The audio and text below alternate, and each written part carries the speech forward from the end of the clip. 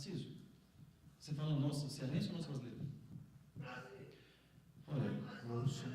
Olha, vou pegar uma parte desse diagnóstico aí que eu fiz a partir das conversas com os filósofos brasileiros.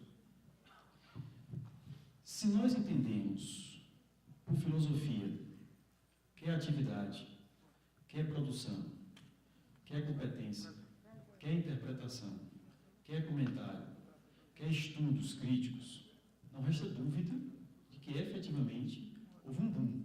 Quer dizer, houve uma explosão em publicações, houve uma explosão em teses, dissertações, monografias, etc. Quer dizer, a quantidade bem, filosofia hoje em dia existe no país inteiro.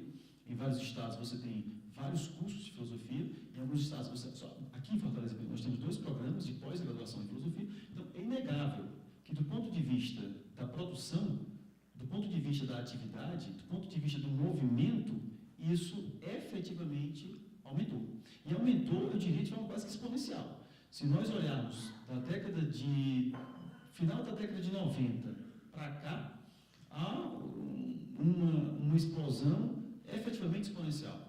Até porque não existia, em 96, por exemplo, 97, não existia mestrado em filosofia no Ceará. Hoje nós temos 2 e um curso de doutorado. Quer dizer, então, desse ponto de vista, é inegável que efetivamente a filosofia tem caminhado. Agora, daquilo que é mais importante do meu ponto de vista, no que significa filosofar, no que significa filosofia no Brasil, que é não apenas, e isso é importante, dificilmente se faz filosofia sem isso, né? Quer dizer, capacidade de interpretar, capacidade analítica, mas isso não é suficiente. Eu vou dar aqui um exemplo, e não é à toa que eu conheço poucos, eu conheço efetivamente 2 exemplos. Vou dar o exemplo do Gustavo e o exemplo do Manuel Bucão. Né? Quer dizer, que são pessoas que estão tentando, não o Manuel Bucão, mas no caso do Gustavo, por isso eu peguei esse exemplo específico, que está tentando construir uma tese sem que a historiografia o conduza. Quer dizer, sem que a interpretação e sem que a relação com os textos dentro da história da filosofia o conduza. Um outro exemplo é a Rosa Maria Dias. No último Nietzsche Schopenhauer, que eu estou tomando a discussão mais para Fortaleza, no último Nietzsche Schopenhauer, o professor Olímpio Pimenta, que é um professor da Federal de Ouro Preto, disse uma coisa muito importante. Ele disse, olha, e veja que não é qualquer pessoa que está dizendo, né? É o Olímpio Pimenta. Ele disse, olha, a professora Rosa Maria Dias foi quem me chamou a atenção para o fato de que talvez seja preciso, talvez seja interessante, talvez nós devamos mesmo começar a trabalhar com Nietzsche, que era o autor em questão, com Nietzsche, né, a partir, de fato, das nossas leituras, e não da historiografia.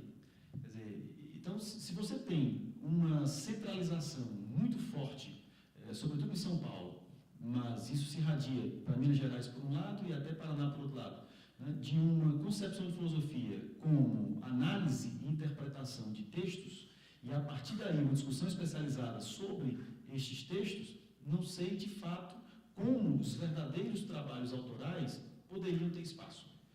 E o problema maior que eu tentei chamar a atenção aqui é basicamente um. Qual é? Olha, se nós na academia não estamos permitindo que efetivamente os nossos alunos ousem, ou seja, que eles efetivamente comecem um trabalho autoral, que isso seja postergado para depois da tese de doutorado, porque na tese também não pode, porque o orientador não permite, então para onde é que a gente vai? Quer dizer, de fato, quando você pode começar em tese a pensar por si mesmo, você já está quase se aposentando. Né? Ou seja, você já entrou na universidade e já está praticamente aposentado. Agora, isto não garante, você falou uma coisa que para mim é muito importante, né? Não é dizer qualquer besteira, como você diz. Por outro lado, né, dependendo do grau de compromisso, essas besteiras podem se tornar coisas interessantes. O que eu estou querendo dizer com isso? Que efetivamente, quando alguém começa, quando alguém, em última instância, tem uma certa valentia e começa a tentar fazer, estou falando disso, Virginia, na graduação, mesmo que isso não fosse cerceado, nada garantiria, muito pelo contrário, né? Seria muito provável que ele desse com os burros na água. Ou seja, seria muito provável que ele mesmo não cerceado, descobrisse limitações na ideia inicial, na intuição inicial, no projeto inicial, etc, etc. E aí, não foi à toa que eu me referi a Fares Farias Brito ou professor da USP. Né? Me referi a Farias Brito por um motivo muito simples. No final da vida, Farias Brito tem uma carta que ele diz claramente, diz, olha, fracassei por completo enquanto filósofo, fracassei por completo na minha filosofia, mas se há alguma coisa de louvável no que eu fiz, foi exatamente o fato de ter feito.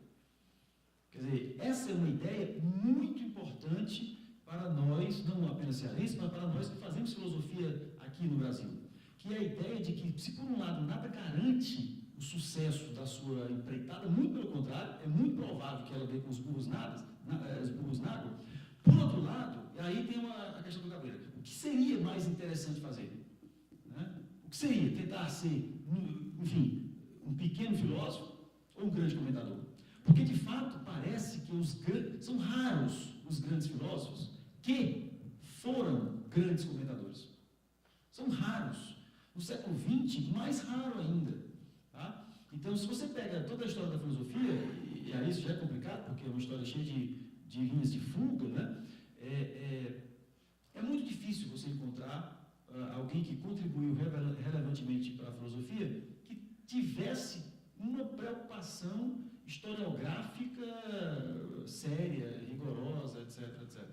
E me parece que esse ponto aí é que a gente tem procurado, mas de uma maneira muito ainda iniciante, que é o seguinte, parece que a filosofia é o fora ou dentro, né? Ou seja, fora da universidade ou dentro da universidade. Não sei se este é o caminho mais interessante. Existiu um filósofo alemão chamado Teichmüller, que propôs uma interpretação para essa história de dentro e fora, como alto e baixo. Quando eu digo dentro e fora, ele estava se referindo a Platão. Né?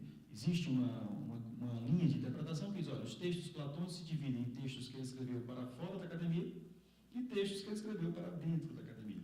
Né? Ou seja, há diálogos que são esotéricos com S e esotéricos com X, exotéricos ou esotéricos.